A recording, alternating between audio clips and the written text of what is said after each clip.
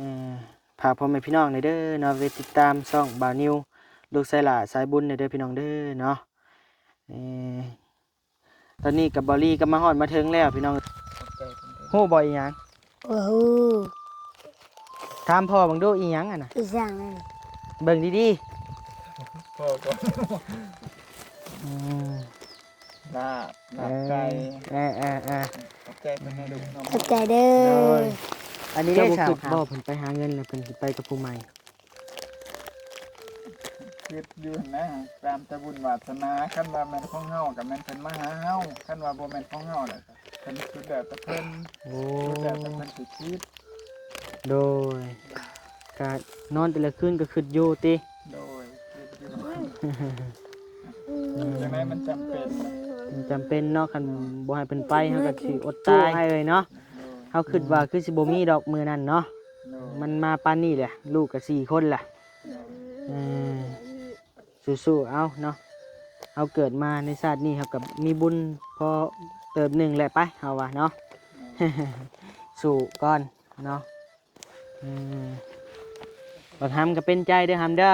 สู้ๆใหญ่มาเลยหาเงินมาสู่พ่อสู่แม่เด้อ โดย สู้ๆโดยเป็นกำลังใจให้เนาะเอาเห็ดพากันเห็ดมันเลยมันพ่อมันลูกสู้ๆโอเค ยังไงนะ เออ เอ็ดนี่ วันนี้ได้เห็นห้อยยิ้มนี่ก็ดีใจแหละพี่น้องเอ้ยเนาะบ่วางหยังหลายพี่น้องเอ้ยวางแต่ห้อยยิ้มกับความสุขมาเพิ่นโอเคเห็นสำนี้ก็ภูมิใจแหละบัดนี้มาแต่ละมื้อแต่ละเว้นก็ได้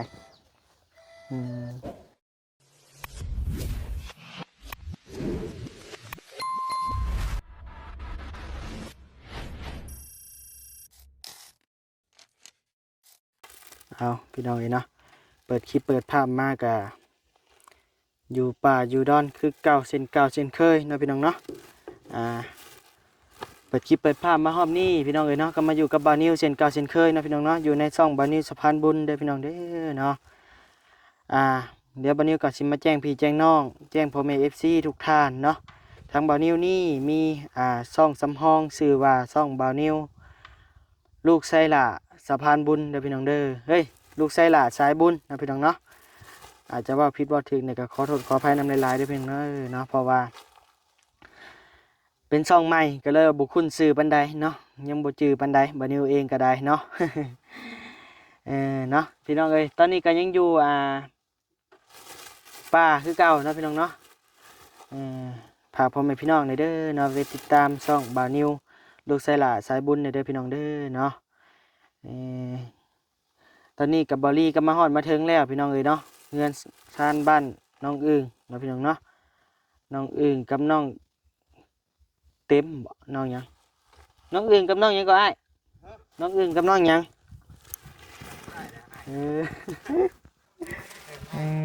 สบายดีเด้อบ่ไรเด้อน้องเอ้ยเดินทางมา3 หนุ่มแล้วก็มีอีกหนุ่มหนึงเนาะนำก้นมาคือว่าหนุ่มพัดไส้นั่นเองพี่น้องเอ้ยเนาะ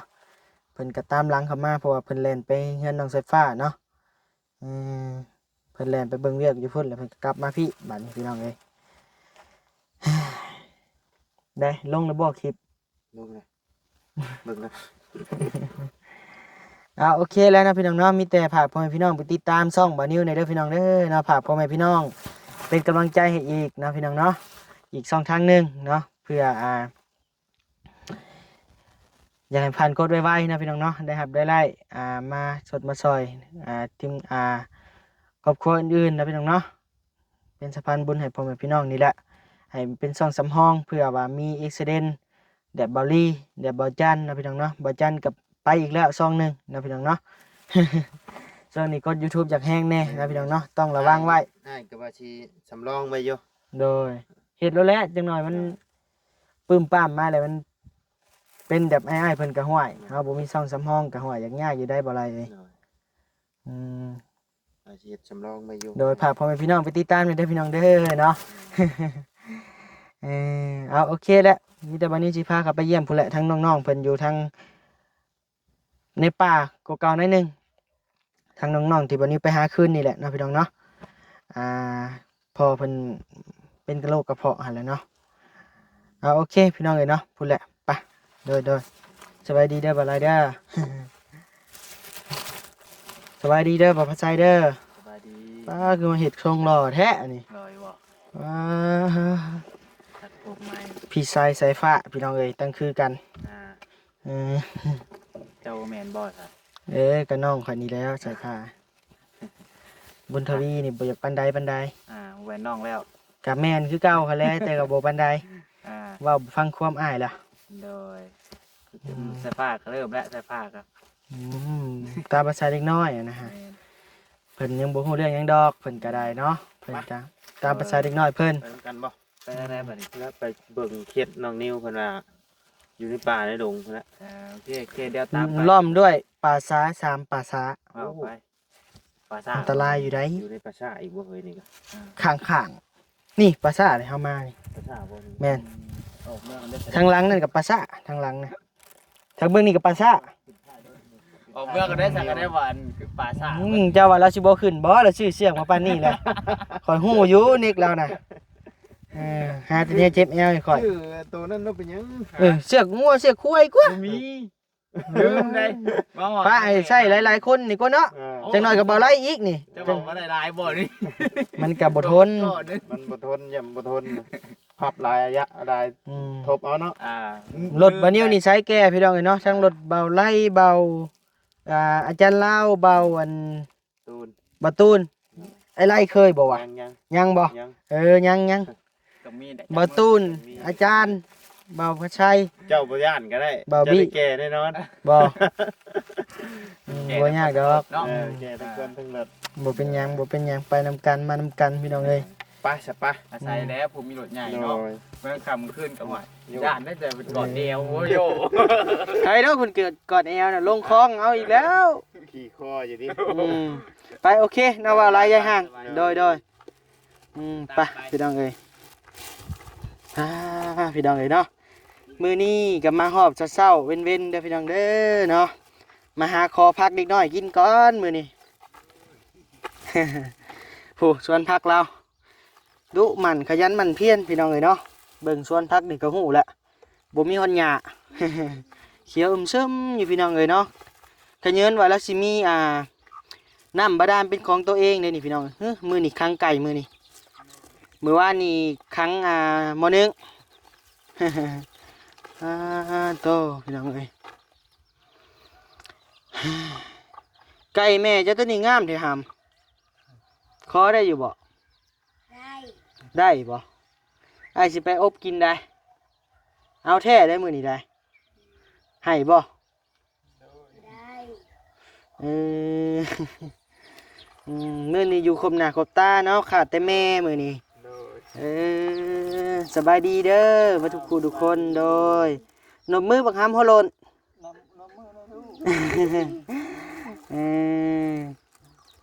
ใช้เบียงมานี่ให้บ่ามานี่เอา อันนี้บ่ตังนางชุบเจ้านะโอ้ยเนาะเอาไม้ไผ่มาเฮ็ดตังนางพี่น้องเอ้ยถอนไม้เนาะเดี๋ยวตั้งกล้องก่อนแป๊บหนึ่งเด้อ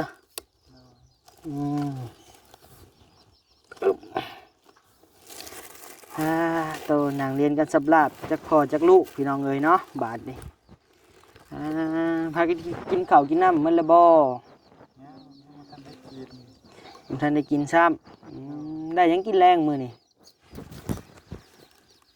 ยังเขียดเนี่ย เขียดบางหำไปใต้ขึ้นนี่ครับบ่โอ้ได้จักปิ้งหำได้ปิ้นเดียวโอ้ยได้น้อยแท้คือผมไปหามาหลายๆเนี่ยบ่ อันบ่ได้ ได้ก็ได้ปิ้งเดียวจักโตปิ้งเดียวนะ ช้ำโตเลย ฮะ ช้ำโต 2-3 โตปิ้งเดียวนะ เลย โอ้ยได้สิพ่อกันกินน่ะนี่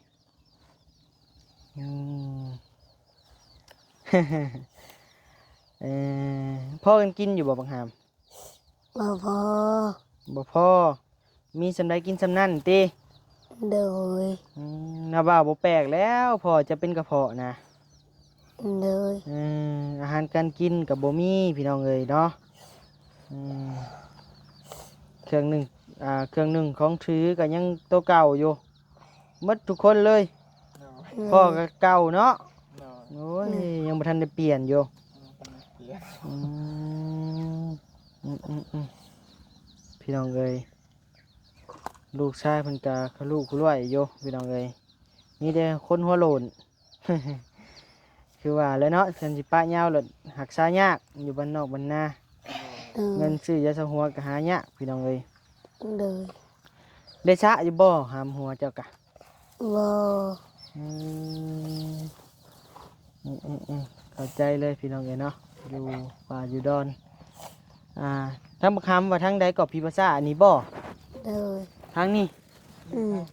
โอ้นี่พี่ภาษาอยู่พุ่นกับพี่ภาษา ชื่อนี้กับ อันนี้กับภาษา โดย โอ้ยเนาะชาติว่าภาษา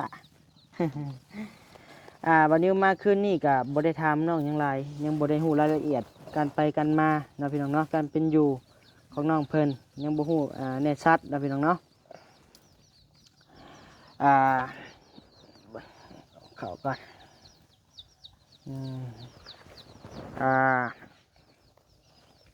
ทั้งพ่อนี่ชื่อแนวใด ซื้อคำผ้า เอาเสียงดังๆได้บ่ ซื้อคำผ้าก ำผ้า คำผ้า คำผ้า โดย โอ้ยเนาะเกือบแม่นว่ากำพระพี่น้องเลยอืม พ่อเขาอนุญาตจะนั่งแบบคัตตมาธิได้บ่หรือว่าได้บ่ โดยได้อยู่ เพราะว่ามันยันนั่นนะนั่งคัตตมาธิเอ้าโดยผู้หญิงก็นั่งเบี่ยงบ่ายเป็นบ่เบี่ยงบ่าย มีหนังนิดเดียวหมดดาวนะ นั่งเป็นบ่นั่งงามๆคืองามมือนี่พี่น้องเอ้ยเนาะเว่าง่ายพ่อเพิ่นนี่ก็เป็นพ่อเลี้ยงเดียวก็ว่าได้เนาะพี่น้องเนาะกะเพิ่นเลี้ยงลูกผู้เดียว แต่ว่าเมียไปหาเงินมาให้พ่อซื้อของอยู่ของกิน แม่เพิ่นส่งเงินมาให้อยู่บ่ บ่ทันได้ส่ง คือว่าแล้วเนาะไปยังบ่ฮอดเดือนเนาะ ไปยังหมดเดือน อืมขาดการติดต่อกันกับแม่พี่น้องเอ้ยเนาะตามบัดนี้อันพังเมื่อคืนนี่ก็ได้เนาะแม่นี่ก็ไปจักทิศเลยครับ 3 ทิศ 3 ทิศเกือบฮอดเดือนเนาะ โดย จะฮู้อยู่บ่เงินเดือนเท่าใด บ่ฮู้ไปน้ำข้าวเจ้า โอ้โดยพี่น้องเอ้ยพูดแหละไปทำงานอยู่ทางบ้านบานิวพูดแหละแต่ว่าทางเขาในเมืองเนาะห่างจากบ้านบานิวกับประมาณ10 ปลายกิโลนี่แหละบ่อนเฮ็ดเวียกเมียเพิ่นเนาะ โดย ทางน้องแม่น้องๆเพิ่นแม่ได้ซื้อแนวใดแม่เพิ่น ซื้อล่า แม่ล่า โดย อายุจักปี 32 เจ้าเด้ซะ 33 โอ้ห่างกันปีเดียว โดย อืมขาดการติดต่อกันเพิ่นกับบ่มีโทรศัพท์เนาะพี่น้องเนาะ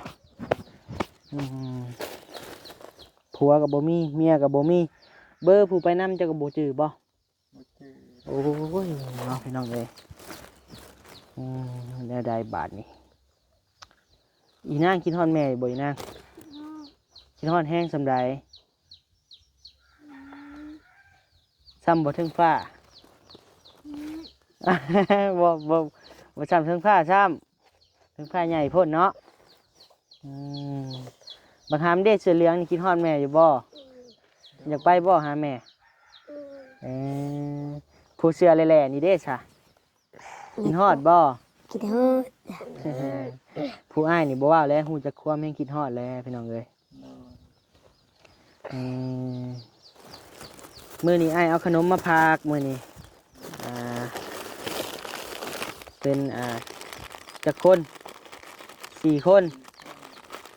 แต่ขนมมี6 ก้อนแบ่งกันได้บาทนี่บ่ขนมมี6 ศพ